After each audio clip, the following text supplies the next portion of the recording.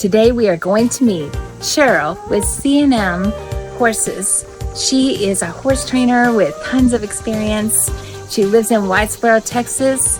And if you have anybody in your family who would like horseback riding training or like help training your horse or would like to take lessons, one of your kids or you have never taken lessons, or you would like to show your horse, she is the person to see.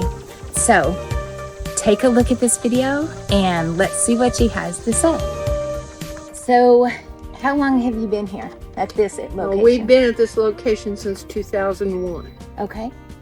And was it always a riding school? No, it wasn't. I've had riding schools in other communities, yes. But this is the first one we've had in Whitesboro. Okay. And it's been a riding school since about 2001? Yes, ma'am. Okay. So I know Ryan here's 5. He's 5. What's the youngest rider that you have? I teach 4 and up. Okay. And I try to do my teaching for the most part privately, because then I can teach to the exact specific needs of each rider. Right. They can go as slow or as fast as they're able to go. Right.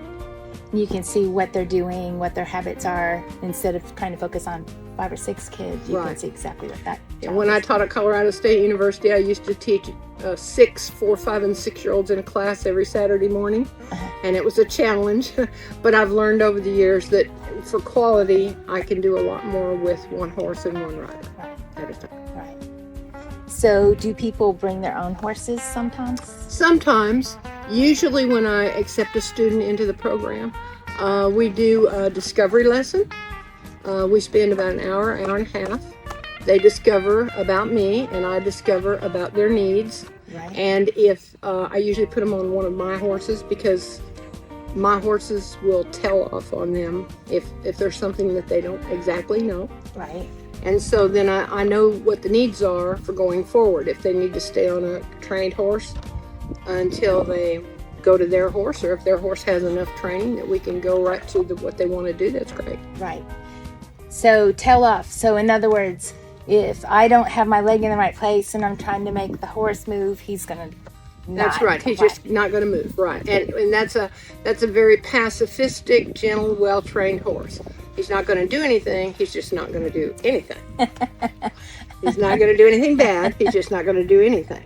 But if you know where the buttons are on the horse and you know how to push the buttons, then you're able to get a good response. And as you improve your aids in your hands, body weight, and legs, the response gets lighter and fancier as you go along. So you really are showing yourself that you're learning what you're trying to learn. So you also work with special needs kids? I do. I'm not a certified special needs teacher, but I've had quite a few special needs kids down through the years. I had a girl with only maybe 20% vision, a college girl at CSU that I instructed. She rode in a class with other students, but I was her instructor. Right. I rode beside her and taught her. I've had little girls with artificial limbs. I've had some dyslexic people,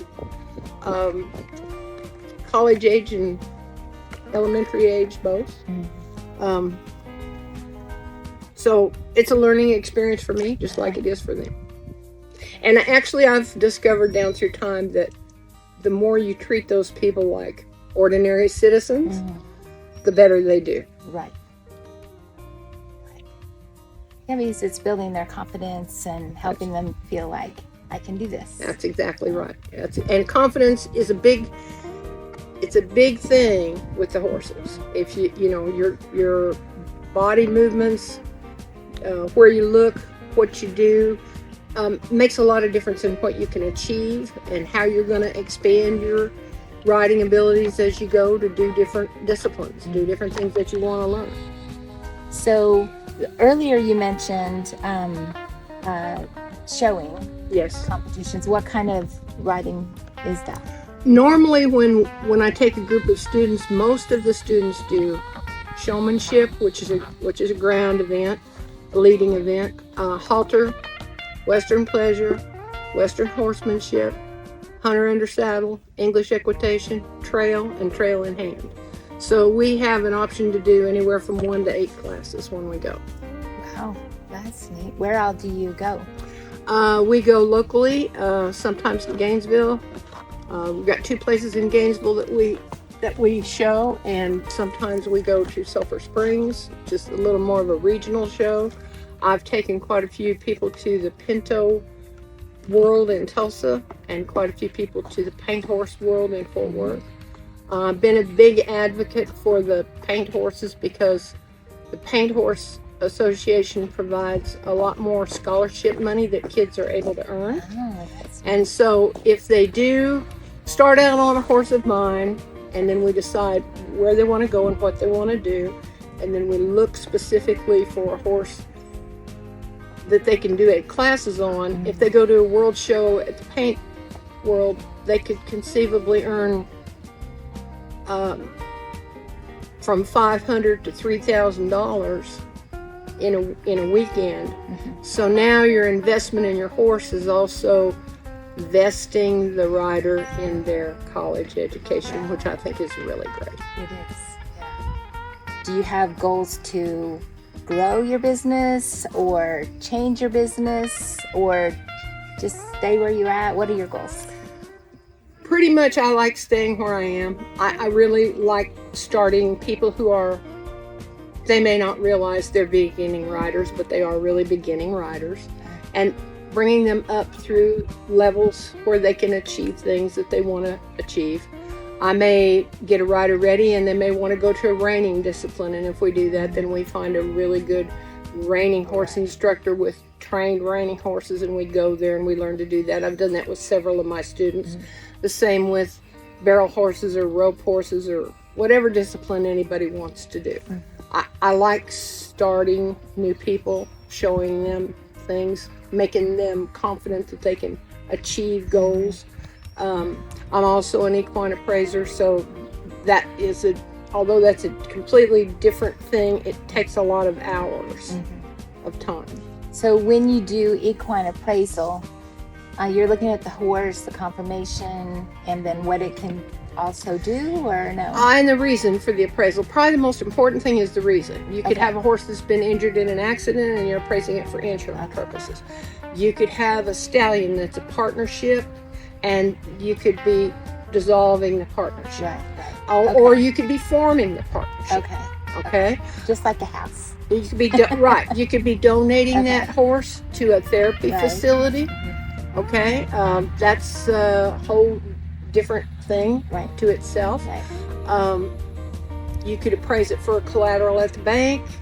I mean, there are many reasons that you would appraise it, and different approaches to value that you would use depending on the purpose. Divorce is a good example. Right. So with a house, they might look at what do other houses sell for. So with a horse, is that what you're looking at too? So first I build a profile on the horse that I'm appraising. I will know as much about him or maybe more than his owners do. What he's learned, what he's done, what he's won, how he's bred. A lot of things to score the horse on. And on today's market, genetic deficiencies or genetic pluses. You have some deficiencies that would make a horse devalue themselves because of the type of syndrome it might be. And then again, you have pluses now where they can take DNA on a horse and decide if he's black and he's always going to be homozygous for black, that's going to be a plus. Or he's always going to be homozygous for paint, that's going to be a plus. So pretty much I know my subject very well. Then I reach out and try to find comparables. I normally try to find about 9 comparables, which is quite a few. 3 at the level, the horse, if he's a regional horse, 3 regional horses similar to what he is, or if he's a national horse, 3 national horses in the show pen, 3 internet comparables, and 3 private treaty comparables. So I score all of those horses on a grid. according to the characteristics that I think that horse has to have to meet the criteria for why we're appraising him. I know what those horses cost, and so I have a formula that allows me to actually calculate the value of a horse. And sometimes I calculate a base value, and maybe the horse, I've done a couple horses that were temporarily injured while I was appraising them, so I had to take a discount from the base price. Or I may have certain things, horses that are going to, say, a therapy farm, if they're show horse therapy horses, they may actually have some add-ons. If they're particularly good at one class, and they can do, makes a difference if they're going to carry a therapeutic adult or a therapeutic small fry, and all points in between. Makes you look at value of the horses a lot different. It does. So it's, if you compare horses to cars, let's say there's different Blue Book values, right? Right. So they come up with that value, but then really there's more to it, because not only is it the value or what you calculate value, but it's what people are willing to pay. That's right. And it's how much, a lot of it would be how much and the quality of training the horses had. There's a lot of people that hang their shingles out and say they're a trainer, but they're really not. Right. So a horse that's very highly skilled is worth add-on money for certain disciplines, for certain things. For a small fry rider like Ryan, for instance. Okay. Yeah. Wow, that's really, that's unique.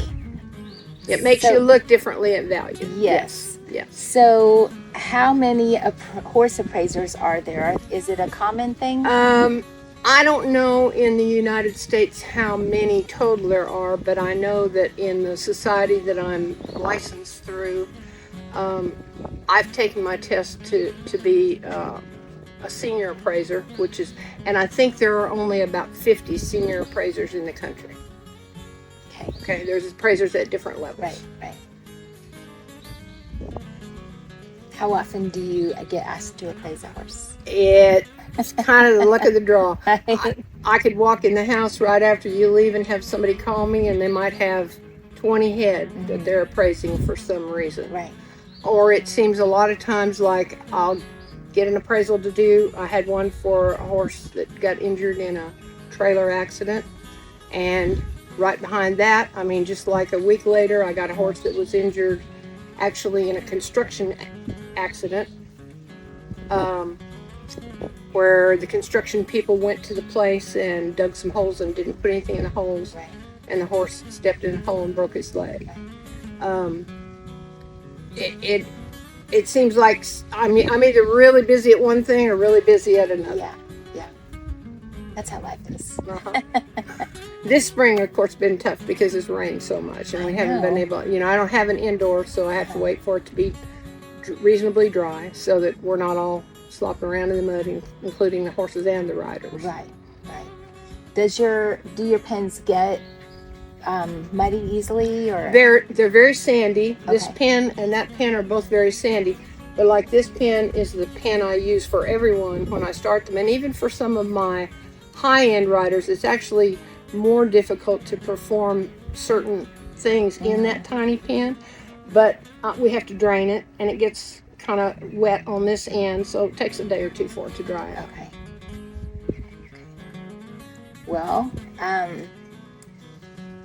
I want to thank you for letting me come watch this. It's been amazing. Thank you. And I'm really excited to help you, let's do some promotion. And that's great. What I tell people who call me on the telephone, and you may or may not want to know this, is there's a lot of people that call that want to ride, but they really don't want to bother to learn to ride. Okay, I used to do that years ago. I used to take just about anybody. Now I'm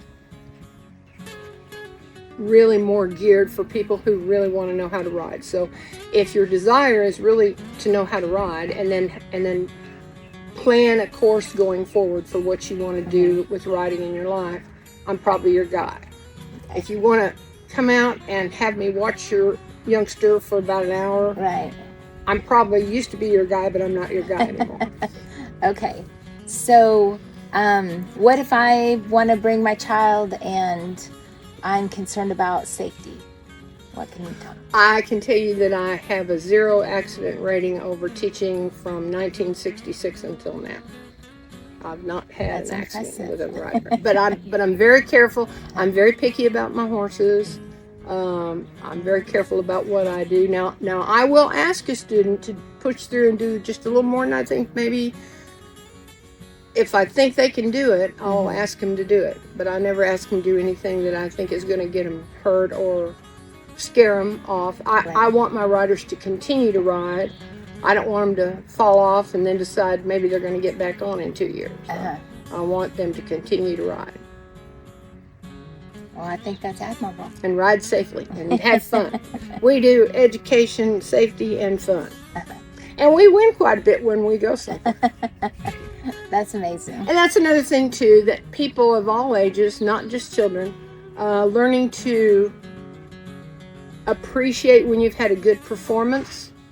Maybe there's some time when you think you should have placed a place or so higher, and that's fair to think that because you worked hard for it. How to be truly competitive, how to lose gracefully, how to win gracefully. It happens. We just have to learn to live with it and go home and live to ride another day. Well, thank you very much. I love meeting you and your husband. Yeah, I couldn't do anything I do without my husband. He helps me with everything. Yeah. Well, thank you. Thank you. Thank you for coming. Yeah.